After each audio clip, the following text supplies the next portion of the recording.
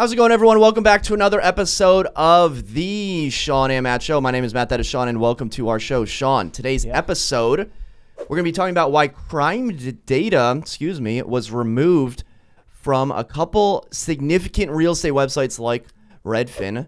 We're going to be talking about myths of iBuyers. Yes, iBuying is still around. It is still happening other than you know who, other than Zillow. And these are the 5 most interesting tips we've heard from real estate agent. I can already tell you that I've never heard of some of these before. Yeah. So we'll get into that on today's episode. Shawn, let's start with an article from inman.com, an opinion piece titled, Redfin is Right, Why Crime Data Doesn't Equate to Safety. And the gist of the article is a recent announcement that Redfin and Realtor.com are no longer going to be publishing crime statistics on their real estate websites. So when you're looking to buy a house, you go on the app, you're moving from out of town, you don't know the area. What do you want to know? You want to know 2 things. You want to know the crime, you want to know the schools. So Shawn, what are your thoughts on why they would do this? And maybe let's talk about what happens when a potential home buyer asks us the also infamous question, is this a safe neighborhood? I think number one is probably liability in the fact that they can't disclose this information as real estate agents, right? I mean, why not? I don't know. That's one thing that I've always kind of been dumbfounded, but you can discriminate. That's the reason. They don't want discrimination as the Association of Realtors says, hey, you can discriminate pretty easily by talking about schools, which everybody wants to know about schools. They ask me every time, hey, how are the schools? Sorry, I can't tell you. It's really difficult. I mean, I know how the schools are, but I can't say anything. Your client's like, wait, you live here. Like, haven't you been doing this for a while? Yeah, it's tough. And I think it's a fine line there because you want to tell them, you want to say these are amazing schools, but you can't. And that goes with the crime data as well. Crime statistics, they could be discriminatory in some ways, so we are not allowed to talk about them. Is this a good idea? I think, there's plenty of websites out there that you could just say, hey, go to whatever crimedog.com and find out the crime statistics on your own. I don't think it's, maybe the real estate agent websites, duty to disclose all this stuff. I mean, we're disclosing a lot of information about real estate, right? Where you're buying, what you're buying. I don't necessarily think that it needs to have crime data and that sort of things on there. But I think the reason maybe they did it was because of liability, right? I mean, that could be, but could it go the other way, right? Oh, you didn't tell me, and then somebody was shot or something, right? It's like, where is that line? It's such a difficult thing as real estate agents, and I don't know if a lot of you watching have known that, but we're not allowed to tell you anything about schools, and we're not allowed to tell you anything about crime data. It's crazy. It is a fine line, and especially, talking about the neighborhood, a place could be safe, but there could be a halfway house, right next door, or, some sort of, in and out facility for like adults, with needs or something. And that's not something that you have to disclose. And it is a fine line. And you wonder when the lawsuit's going to come and say, well, you knew this was here. You sold me this house. You knew this was here. And now, this happened. This crime happened to my family. And I'm going to sue you. And, can we be held liable? I don't think so at this point, but who knows, and that's a scary thing when it comes down to it, because I know the truth, but I can't tell you. And what's safe for me might not be safe for Shawn or vice versa. And, I don't like, one of the things is, I just booked a trip to Mexico City, and some people have looked at me and they're like, oh, the crime there. Oh, you're going to get kidnapped. They have terrible crime. It's like, okay, well, not to get too political about it, but there are cities in the United States, good cities, great cities, cities that people want to move to, that have higher crime rates than Mexico City.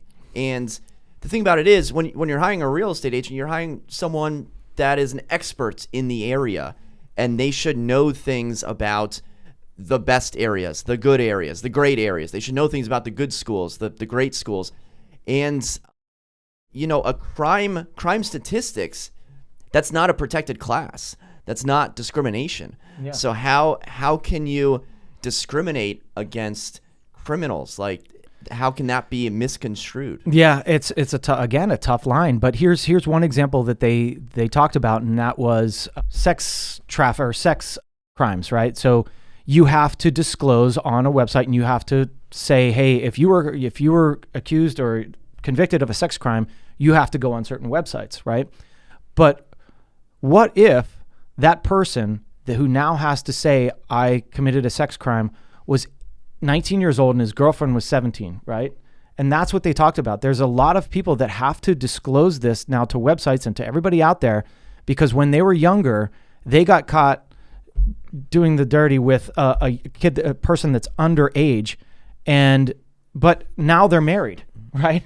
But they still have to disclose this stuff. So it's like, this is kind of crazy, right? And so that goes to the same thing with crimes. It's like, all right, how bad are the crimes actually? Is this a misleading thing? I mean, crime statistics are one thing, but is it focused on one area? And you know what I mean? So yeah, everyone wants to stop discrimination, and obviously that's the best thing, because especially in real estate, there is still a significant amount of discrimination. The New York State Senate recently found, widespread and troubling discrimination in a report from Long Island, where the National Association of Realtors literally had to come out and formally apologize. So the goal is to get less discrimination. This kind of reminds me of a law that was enacted in Virginia. There were a lot of people that were getting pulled over because of like tinted windows and noise, loud, whatever. And then the law was like, okay, well, these people are minorities, so you're profiling, so we're going to have a law where you can't do that anymore, which is like, okay, that's great. No more, discriminating, yada, yada, yada.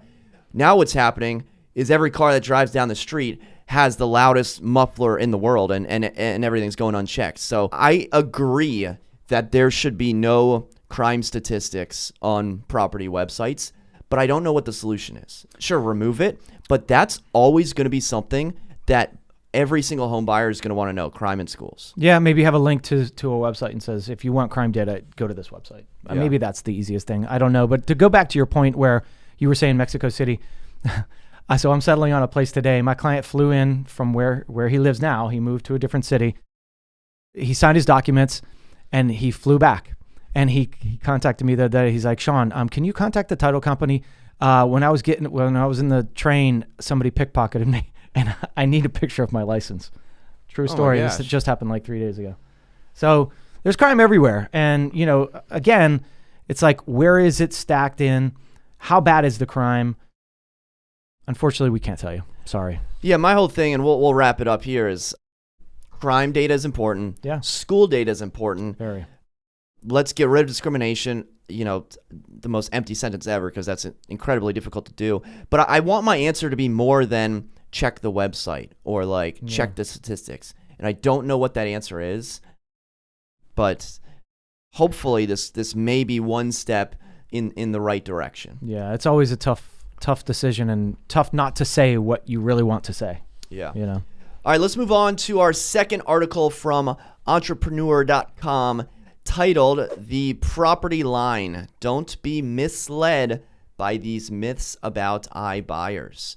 All right, iBuyers getting some run here. Number one, myth number one, iBuyers lowball homeowners. In a TikTok that went viral in September, a real estate agent implied, and we covered this in a previous video, that the iBuyers were manipulating the market. I think when iBuyers first came out, a lot of the sentiment was, oh, these guys are just house flippers on steroids, wholesalers on steroids.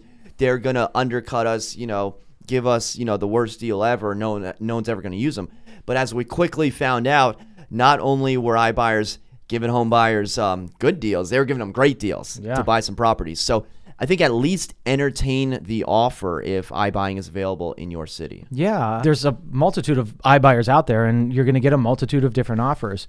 There's some that are going to pay a premium to get your property, like we've seen with Zillow. Not anymore, and then there's your local guys, right? They're iBuyers as well. They're flippers. They're going to do the same thing, and that goes to builders too. That's almost an iBuyer kind of thing too, because they've got cash. They're going to buy your house for cash. So you've just got to. There's so many avenues you can go to. And Matt, honestly, a few times was like to his clients, he's like, you may be able to get a better deal just through this company. Instead of taking the listing, he was honest with them and said, honestly, this is what I think I can get. But if they're offering you this, take it. I mean, that's a better deal, right? Yeah. Agreed. Myth number 2, iBuyers are the reason houses are expensive. So again, I think the issue here is if iBuyer overpays for a house, they're going to lose money. And eventually that is not a long-term strategy. Sure, we can say they're buying market share, yada, yada, yada. But at the end of the day, the reason that houses are expensive is there's not a lot of them and there's a lot of buyers in the marketplace. Yeah, that's the truth. The truth is low interest rates is causing tons of buyers to jump into the market to try it again. Rising prices are causing a fury, and they're just like, I just want to get in. Believe me, I've been in this situation where in 2005 when the market was going crazy, I was like, oh my gosh, these prices are going up so quickly. I have to get in. I'm pressured. Like I pressured myself to jump in and buy. And we all learned that it was probably the wrong time. But there are so many factors that are causing these. And the number one thing is there just isn't enough of them, and not enough have been built. Granted, the iBuyers are starting to take a hold. And I think I was reading in one of these that they were like maybe 18%. Is that too high? That can't be right. One article was saying 18, but I think they're more like 3% or something pretty low. 18% of the, maybe like, yeah. I'll hold off on that statistic. But truthfully, there's just a lot of buyers, and it's a supply demand thing.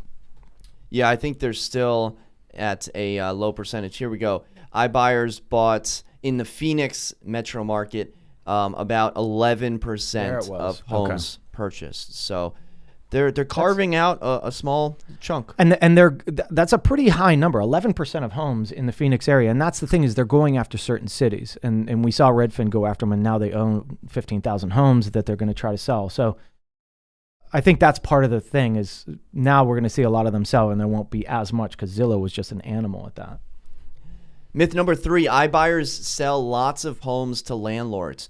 So the common sentiment here is, okay, an iBuyer, a company, buys a property, and then we never see that property ever again on the open market. Now, that is happening in some parts of the country where I don't know if it's, I guess you could still call it an iBuyer, where a corporation purchases 1 house, 2 houses, 10 houses in a neighborhood and then rents them out for eternity.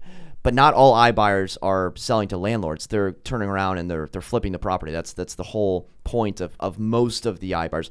Like Open Door, they're home flippers, right? They're an iBuyer. They're trying to sell that property. They're not, renting out these properties. And that was Zillow's strategy as well. And that's why we're seeing Zillow get rid of them all, because and we were saying, well, why don't you just hold on to them and rent them? But, they've paid too much at this point because their algorithm was wrong. An OfferPad spokesperson, OfferPad, different than Open Door, OfferPad said in an email they typically sell about 10 to 20% of their homes to institutional investors. Okay. So they're there. They're there, yeah. And we were reading an article. We didn't talk about it today, but there was this article about the street in some town, and it used to be that, they're low-priced homes, $200,000, and it used to be that like the firemen and, the local people were buying them because they were cheap, and then all of a sudden these iBuyers or this investment company started buying them. And now 19 of the last 26 transactions were from this one investment company that's just pouring in and buying investment properties. So it's definitely happening. I'm not saying that it's not part of the reason that it's going up. It's causing less supply. So it has to have some sort of, condition on the market for sure. Open Doors head of real estate, Carrie Melcher, said that some homes were purchased and sold to REITs. The vast majority are put back on the market and sell to everyday consumers. And then finally, Redfin now says that they haven't sold one house to a REIT, not one. I'm having quite the deal with Redfin now. Yeah, can you tell us about this? Let me share a little bit. Be careful what I say here. So clients under contract purchased a house. Redfin now is a seller. And there are a lot of issues with the house. And a lot of the issues came up during the inspection. And they were, behind the walls type of issues. It's like you couldn't really see it. You knew something could have been up, but until you get an inspector in there to really poke and prod, you really didn't know what you're getting yourself into. So we asked for a buyer credit in the amount of $18,000 because there was a significant amount of deferred maintenance and that's a lot of money. Just things that were broken and in disrepair and things that an everyday homeowner, right, Bill and Bob, Sally, would fix, right? So we asked for $18,000. They countered at one. They countered at $1,000. They might as well just wrap a $1,000 bill around their middle finger and then shove it back to me. Yep. And so that's where we're at right now. That's a tough thing. It's always really difficult to negotiate big dollars out of home inspection. They said $1,000 best and final. This brings up such a good point. I just thought of this. Listen to this. Disclosure laws. Redfin just bought that house. They're going to do an inspection. They did I guarantee you they probably did an inspection, right? As a real estate agent, you have the duty to disclose anything you know wrong with the house. Did they disclose anything that they knew wrong with the house? No. Well, it's state of Virginia. Yeah, right? I just emailed the agent. I was like, hey, I know with the Redfin Now program you do an inspection. Did you skip the inspection this time? I'm very curious what their answer is going to be. Yeah, because listen, do you know anything wrong with the house? They do. They have to, because if they did, if they did an inspection, they're going to know. Now, what they're going to say is, well, this is a corporation and I don't know about this. Well, your corporation better know about it because you have to disclose it. If you're the seller, you're the seller. It doesn't matter if I'm a person or a corporation. If you did an inspection, you have to disclose what you know wrong with the house. Does the seller have to tell the listing? They do. Right? Yeah, they have to. I mean, and that's the thing is they're going to say, well, we never lived in the house. Hey, you're an iBuyer. Doesn't matter. You should be held to the same criteria that somebody that lived in the house. If you're going to flip that house and you're going to do an inspection, and I know that what they do is they go in and they say, hey, here's X dollars. We're going to pay $800,000. Then we're going to have an inspection. And once we find out what's wrong, we're going to cut that 800 to 760, right? That's exactly what they do. And then they know what's wrong with it, right? So do they have to disclose that? Did they disclose that to you? They disclose nothing. That my could buyer's be a huge liability problem. My buyer's like, where's the disclosure? I'm like, here it is. Yeah, it's a one-page disclosure what I got in the state of Virginia. But if you know, you have to disclose. And that's the thing is, that's where the lines of Virginia law are a little bit laxed. But they could run into big problems in liability with that, I think. I mean... Yeah. I need to call in Chris Matthews because this is some hardball that are going on right now. You like that? Yeah, this is crazy. Look that up to see who the host was. Okay, where were we? Entrepreneur. All right, so value of an iBuyer offer. Again, there's value here. There is substantial value, and iBuyers are creeping their way into higher price point markets and into different markets. I think we might be over the stage of, hey, we're going to be in all of these markets by Q4 of whatever year. I think we might be past the expansion stage where iBuyers are still expanding, but there's a very cautionary and public tale out there of what happens if you expand too quickly. Yeah, we all know it. And there was this big push, and I think the push was 2021. And now I think it's going to be pulled back a little bit. I think we're okay. Another benefit, no living in limbo. So again, a convenience factor. So definitely... I mean, that's a huge convenience. Hey, here's cash for your house. We'll settle on this date. And I think we've tipped up on this before. Settle as quickly as you can and get a rent back if you can, because we saw what happened to Zillow and all these people that went to go buy new homes, and they're under contract in new homes, and now Zillow is pulling out of their offers. Man, cash in hand is king. Get it as quickly as you can. Get a rent back or go find a rental. I've been through it. I've done it.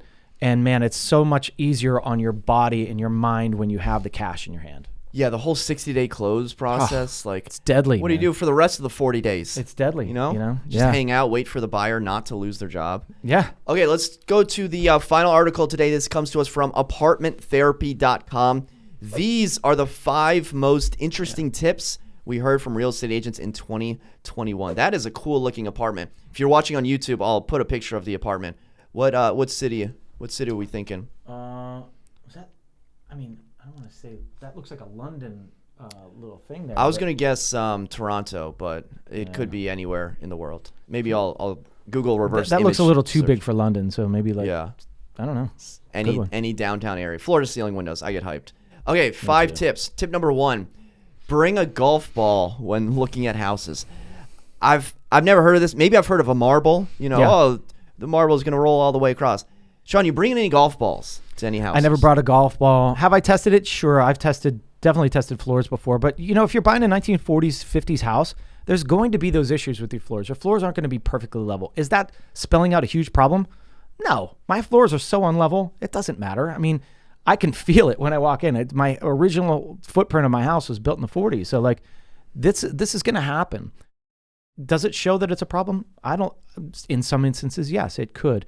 Are you crazy about having perfectly level floors? Then take a golf ball, take a ball, take a marble. So what's the issue? Like, you put it down, it rolls. What next? Like, who cares? Yeah. That's not how you find out about a structural issue. I think people want to know, hey, is there a structural issue? Yeah. You never see a structural engineer come with a Titleist and drop it in the middle of the kitchen. It's like, oh, we got a problem here. Starts rolling down.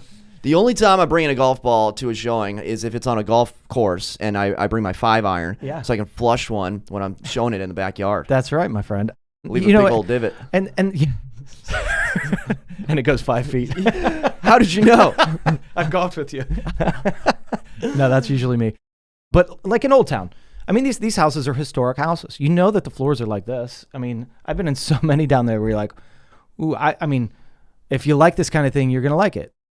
Like I said, my house, it's tilty on that first floor. The second and third are fine, but that first floor, because it's the main thing. And not only that, you know, the builder put some extra support, so it actually pushed up the floor a little bit, you know, and it just makes it kind of do that thing.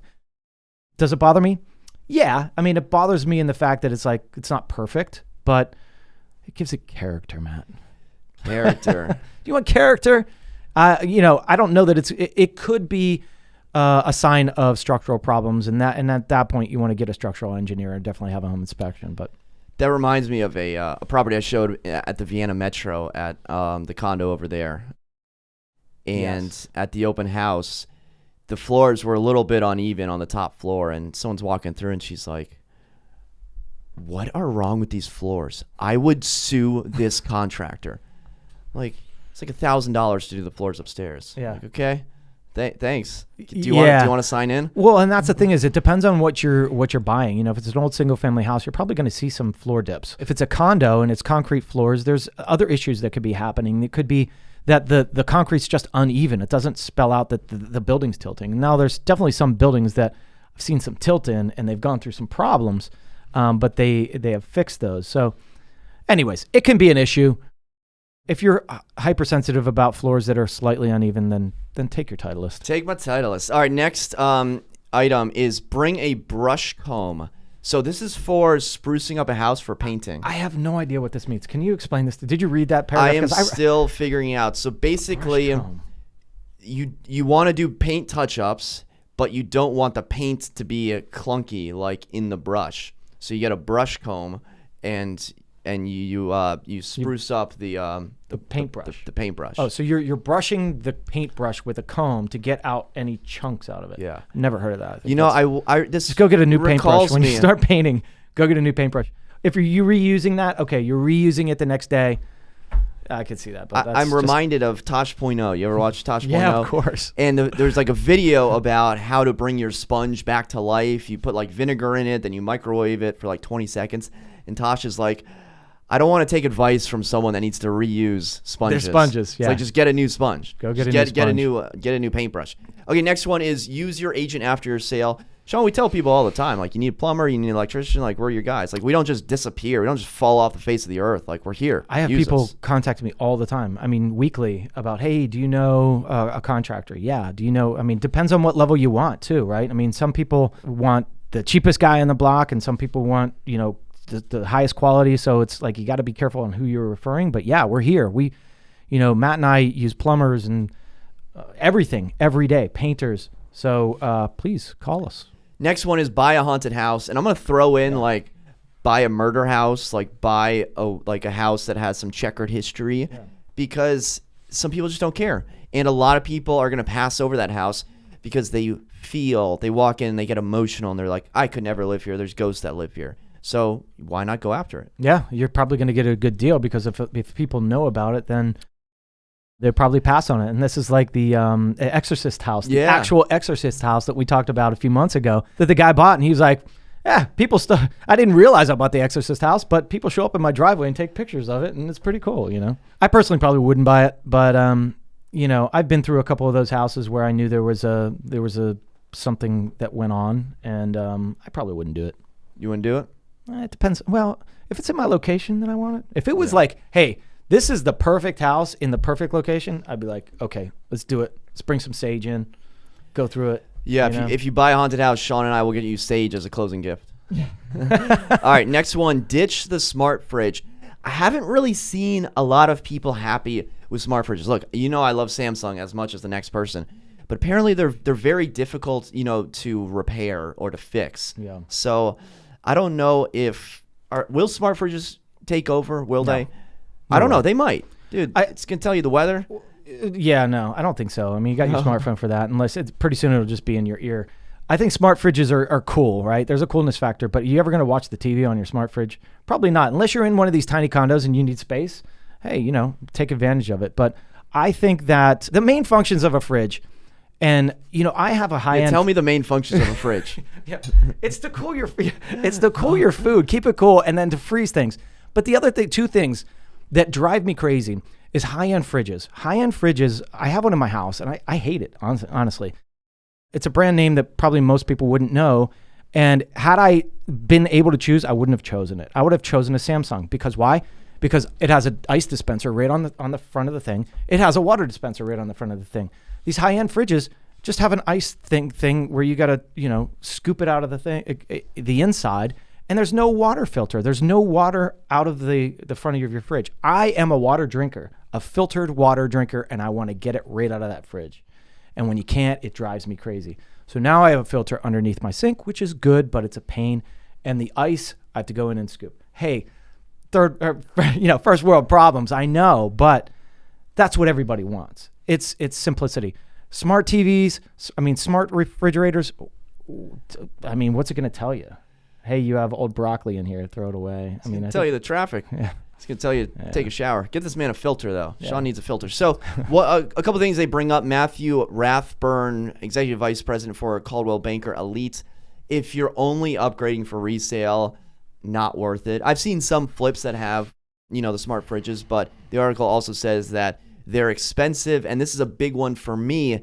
The technology gets outdated quickly. Very quickly. And if you're flipping a house, you're not getting the top dollar fridges. It depends on what level, but if you're trying to make a profit, people mostly aren't looking at, oh my gosh, it's this kind of appliance. Go mid-grade, make it look good, make it efficient, make it work properly, and that's what you want to go for. You're trying to get the best profit out of there.